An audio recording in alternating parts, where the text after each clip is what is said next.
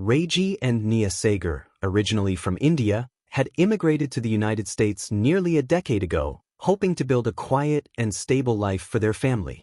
Rajie found work as a mechanic, running diagnostics and repairs at a small auto shop. Nia balanced part-time work as a school nurse while caring for their young daughter. Life in Charlotte, North Carolina, seemed peaceful, the kind of middle-class American dream they had imagined. One late afternoon in August, Nia told Rajie she was going to visit her mother in Concord, a short drive away, and left with only her phone and wallet. But she never returned. As evening fell and the calls went unanswered, Rajie's worry mounted into panic. By dawn, he had filed a missing person report. Local police pulled traffic camera footage that tracked Nia's silver Ford Fusion heading northbound on I-85, but then the trail went cold. There were no records at toll booths or further sightings, as if she had simply disappeared.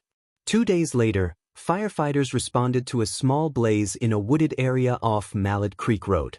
They found a burned-out car matching Nia's vehicle. Inside were charred bone fragments and ash, but the corpse was too badly damaged for a definitive identification. Partial DNA evidence pointed toward Nia's South Asian background, but it was inconclusive. Nevertheless, the police concluded the remains were hers and closed the case, issuing an official letter and death certificate. Rajie buried his wife with a heavy heart, never fully convinced but forced to accept a tragic end. For 2 years, Rajie's life drifted in a haze of grief and unanswered questions.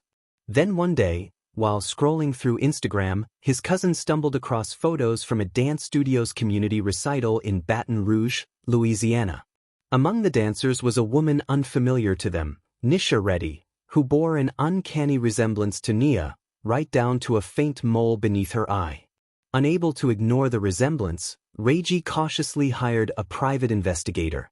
The investigator tracked Nisha's movements, discovering she lived a quiet, inconspicuous life.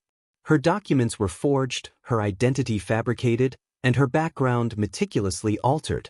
She worked at a hospice center and attended dance rehearsals, always keeping a low profile.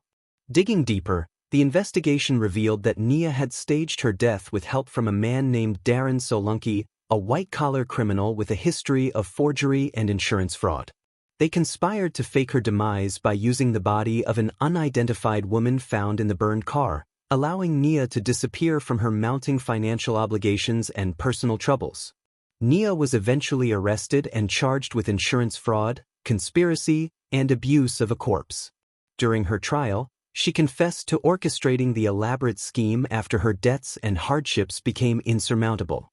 Her testimony revealed layers of mental health struggles, financial desperation, and a sense of entrapment driving her drastic decision to disappear.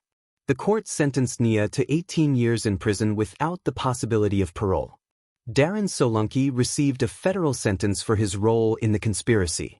Meanwhile, Rajie faced the bitter reality that his wife was alive but lost to a life of deceit and legal consequences. Their daughter, burdened by years of uncertainty, chose to legally change her surname, marking a fresh start away from the shadows of the case. Throughout the trial and aftermath, one haunting question remained: the identity of the woman whose charred remains were used to fake Nia's death. Despite investigations, her identity stayed unknown, a lingering mystery that added to the case's tragedy. This story reveals a heartbreaking portrait of love, loss, betrayal, and the desperate lengths some will go to escape overwhelming circumstances. It is a chilling reminder that not all cases end with neat conclusions, often leaving families and investigators grappling with unresolved truths.